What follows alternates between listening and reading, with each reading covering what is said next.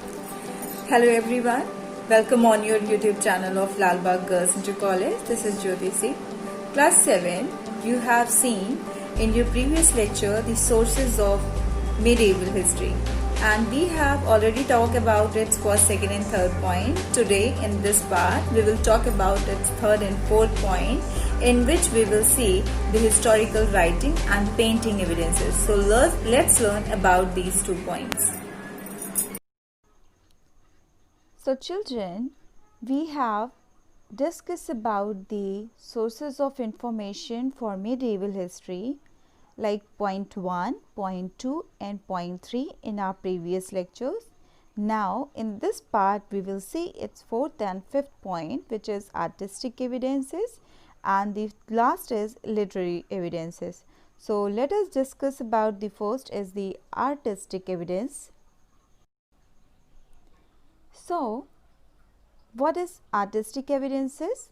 Artistic evidences are like our paintings. So, paintings are artistic evidences. Evidences means proof. So, we already seen and we have know that the paintings are some kind of pictures, and in which lots of things may be drawn. It may be presenting the situation, maybe the dressing sense, maybe the cultural information on that painting, depending on the types of painting, which type of painting is there. And what is artistic? Artistic means art or skill of making paintings.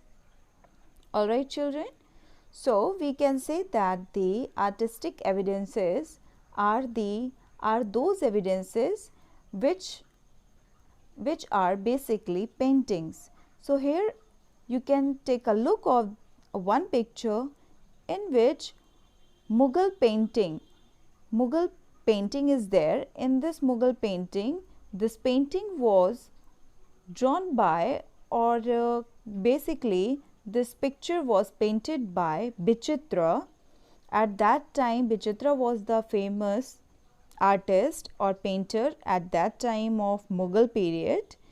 And in this picture you can see the Emperor Aurangzeb court is there, in which he is seated on his gold throne, and lots of peoples are sitting at their sides, and some peoples are standing in front of him, and some kind of tent is over there which is beautifully colored, and lots of things like her throne, golden throne, is beautifully made by designs. So all these information has captured in this painting, so this becomes artistic evidence.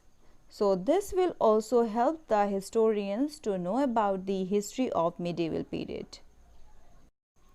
And children, what kind of informations can be drawn from these paintings?